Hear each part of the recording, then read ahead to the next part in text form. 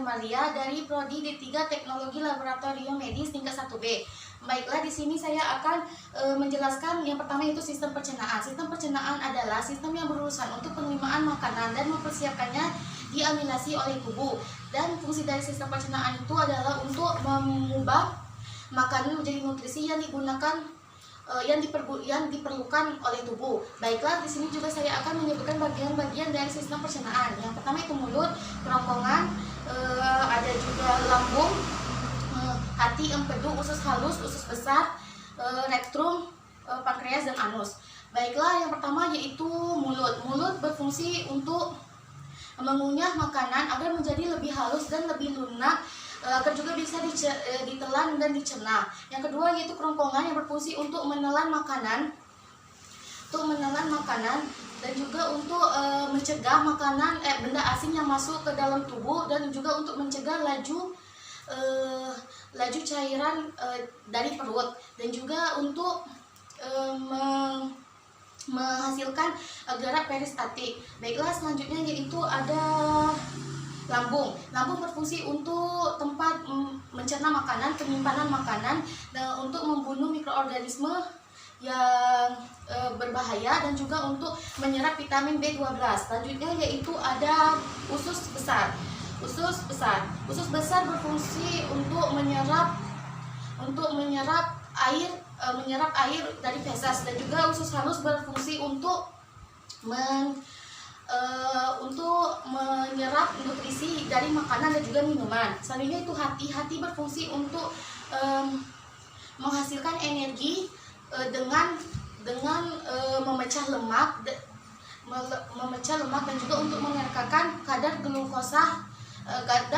gula darah atau glukosa. Baiklah, selanjutnya yaitu empedu. Empedu berfungsi untuk menetralkan asam lambung, untuk pengenceran lemak, dan juga untuk mengeluarkan racun dari dalam tubuh, dan juga untuk melindungi tubuh dari bakteri. Selanjutnya yaitu pankreas. Pankreas berfungsi untuk memproduksi hormon di enzim agar makanan yang ada di perut bisa diproses atau bisa hancur.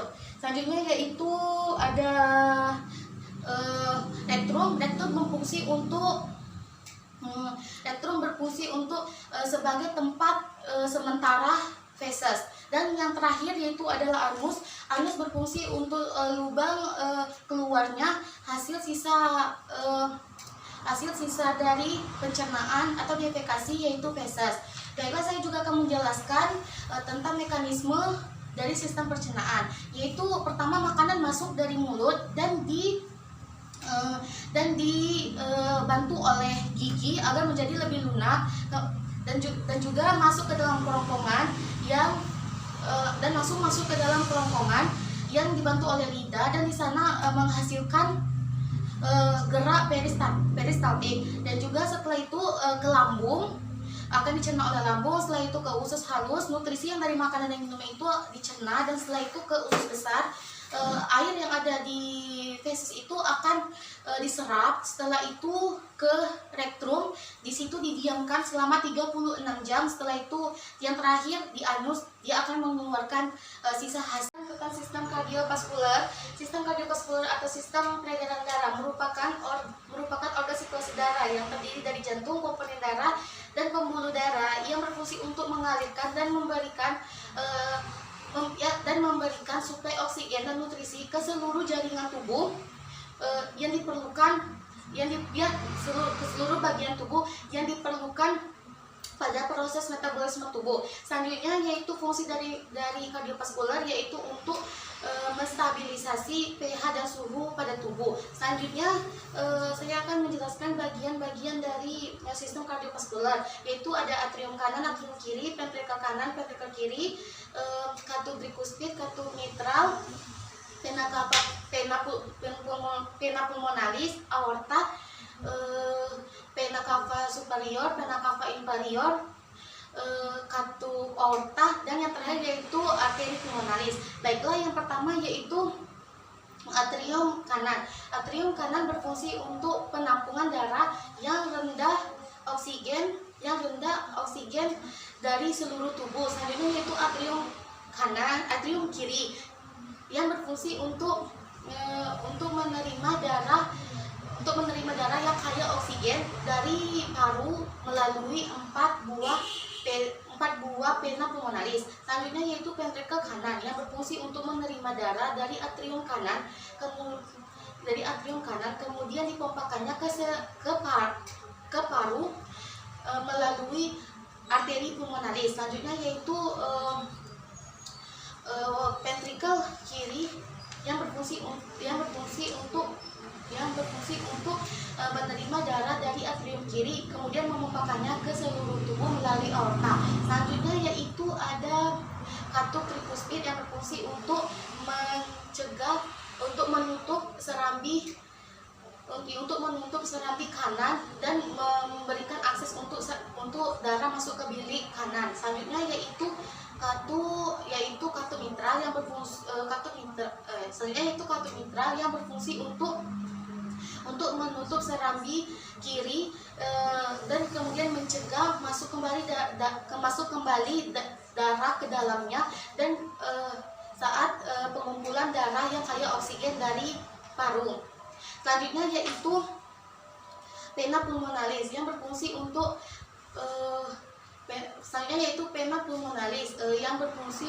membawa darah yang kaya oksigen dari ventrikel kiri jantung ke seluruh tubuh. Baiklah, selanjutnya yaitu aorta yang berfungsi untuk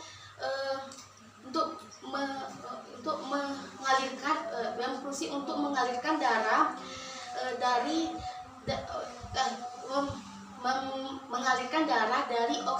yang kaya oksigen dari jantung ke seluruh tubuh. Selanjutnya yaitu vena cava superior yang berfungsi membawa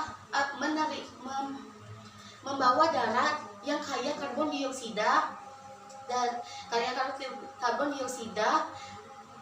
menuju atrium kanan jantung,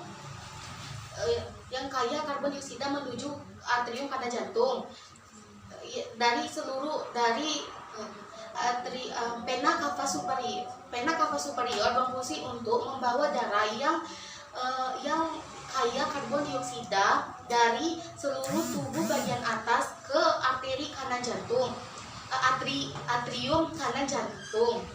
Selanjutnya yaitu vena cava inferior yang berfungsi untuk membawa darah yang kaya karbon dioksida dari seluruh tubuh bagian bawah ke atrium kanan jantung. Selanjutnya yaitu katup aorta yang berfungsi untuk menutup bilik kiri katup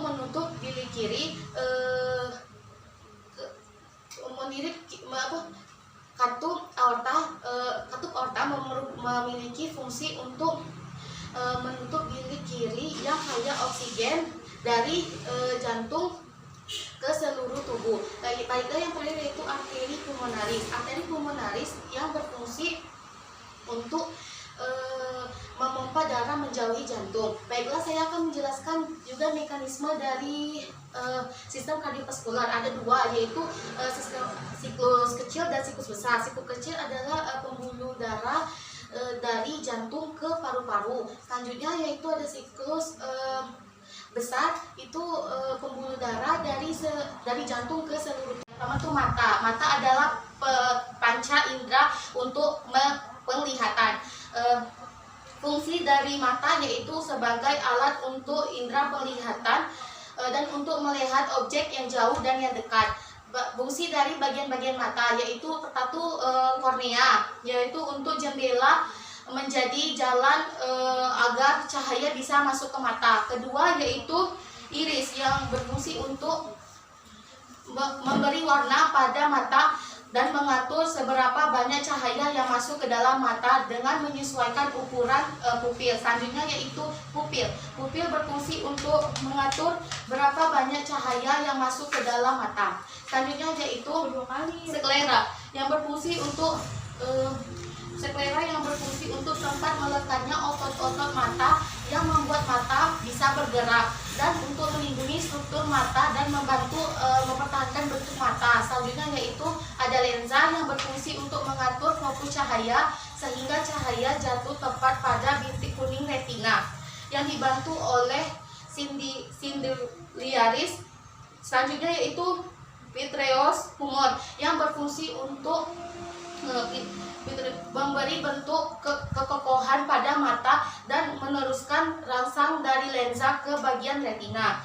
Selanjutnya itu retina yang berfungsi untuk membentuk bayangan benda yang kemudian dikirim oleh syaraf mata ke otak. Baiklah, selanjutnya yaitu koroid yang berfungsi untuk menyuplai darah dan nutrisi ke retina dan seluruh bagian mata. Dan ada otot mata juga yang berfungsi untuk mengatur gerakan bola mata. Dan selanjutnya yaitu aqueous humor yang berfungsi untuk memberi bentuk dan kekokohan pada mata. Selanjutnya yaitu bentuk bintik kuning yang berfungsi untuk sebagai tempat terbentuknya bayangan yang jelas.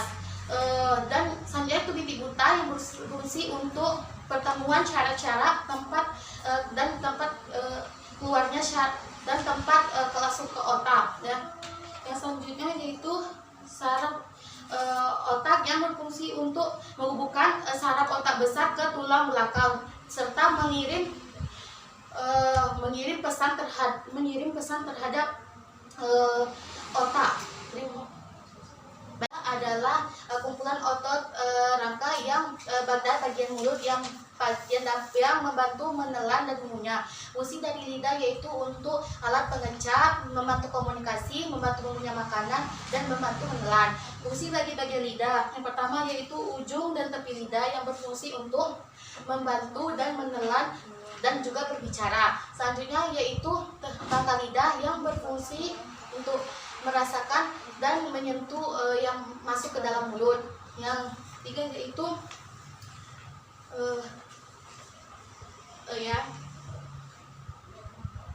baiklah, yang selanjutnya yaitu tubuh lidah. Tubuh lidah berfungsi untuk mendeteksi rasa yang berbeda-beda dalam silsilah makanan. Yang selanjutnya itu amandel yang berfungsi untuk berfungsi sebagai benteng pertahanan, benteng pertama dalam pertahanan makanan. Yang selanjutnya itu adenod yang berfungsi sebagai memerangi bakteri atau kuman. Selanjutnya yaitu kuncup lidah. Kuncup lidah berfungsi untuk mengecap rasa asin, manis, dan pahit. Selanjutnya yaitu frenulum lidah yang berfungsi sebagai penghubung berbagai lidah, perhubungan lidah. Dan telinga adalah salah satu panca indera manusia yang berfungsi untuk mendengar dan terdiri dari beberapa bagian. Fungsi dari telinga yaitu untuk alat pendengar dan untuk menjaga keseimbangan tubuh. Adapun fungsi dari bagian-bagian telinga, satu infus atau tulang landasan yang berfungsi untuk menghantarkan getaran suara yang diterima dari tulang malleus ke tulang stapes. Baiklah, selanjutnya yaitu malleus yang berfungsi sebagai menghantarkan gerakan suara dari gendang telinga menuju ke tulang landasan. Baiklah, selanjutnya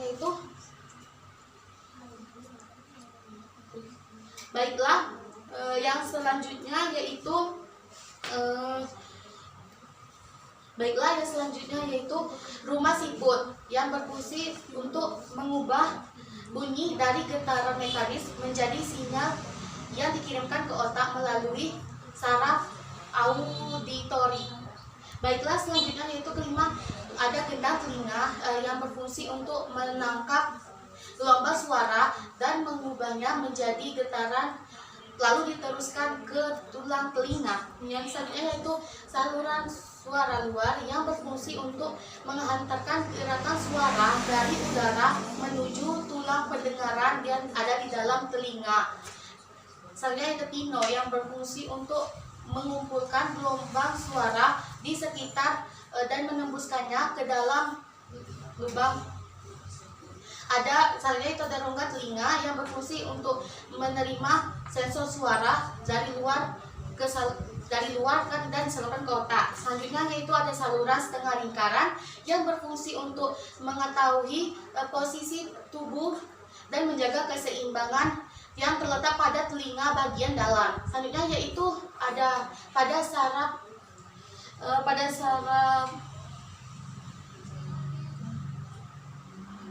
ya, selanjutnya yaitu ada saraf rumah siput yang berfungsi untuk menyalurkan getaran dari gendang telinga yang disebabkan oleh suara yang langsung ke saraf. Baiklah, yang selanjutnya yaitu saluran eustachius yang berfungsi untuk menyamarkan ketekanan udara yang di luar dan di dalam, mengeluarkan cairan yang mengeluarkan dari cairan telinga dari kerongkongan ke hidung dan telinga tengah. Baiklah, yang terakhir yaitu ada jendela bulat yang berfungsi untuk menyalurkan suara yang terdengar yang langsung ke otak, yang langsung masuk ke otak. Indra manusia yang menanggapi rangsangan yang berupa bau dan zat kimia yang berupa gas.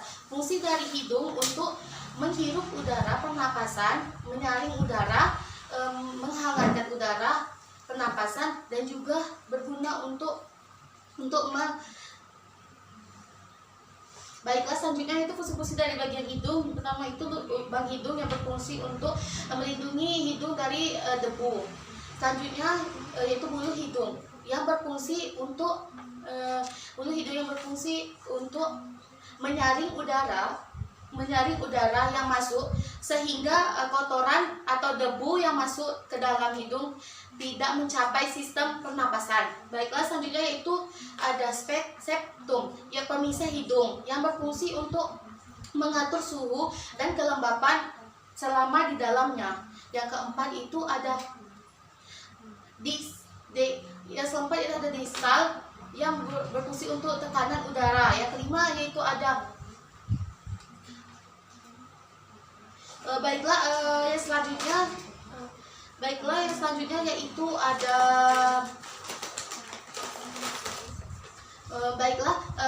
selanjutnya yaitu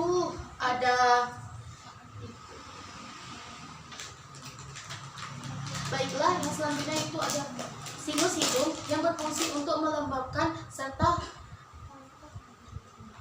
dan untuk pertukaran udara. Selanjutnya yaitu tulang rawan dan tulang nasal yang berfungsi untuk menyediakan struktur dan dukungan untuk jaringan yang ada di dalam tubuh. Yang terakhir yaitu nasofaring yang berfungsi untuk sebagai jalur pernapasan dari hidung ke tenggorokan agar kemudian diteruskan menuju paru-paru. Adalah lapisan luar yang melapisi tubuh. Fungsi dari kulit itu untuk alat ekskresi karena adanya kelenjar keringat atau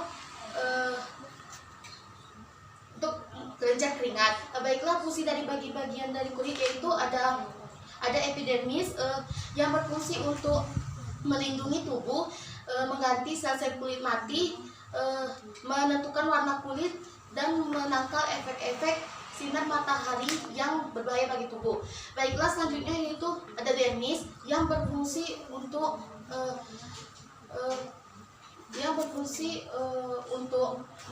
melapisi kulit agar mengeluarkan pelembab untuk kulit. Baiklah, selanjutnya yaitu jaringan subkutan yang berfungsi untuk menyimpan lemak. Dan yang keempat yaitu ada folikel untuk menyancapnya rambut. Baiklah, selanjutnya yaitu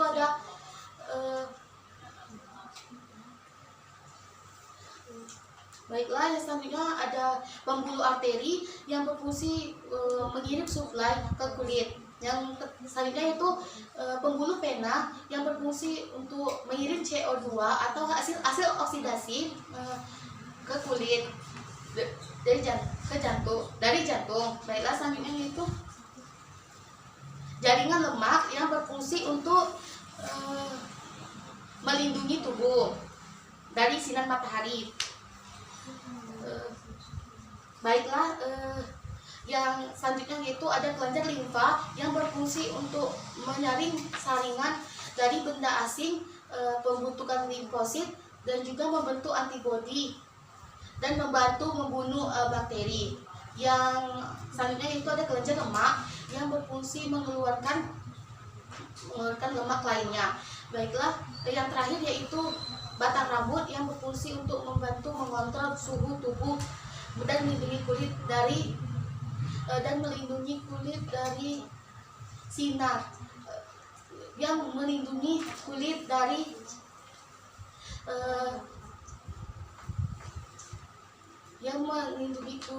sinar. Dari saya, lebih dan kurang saya mohon maaf. Wassalamualaikum warahmatullahi wabarakatuh.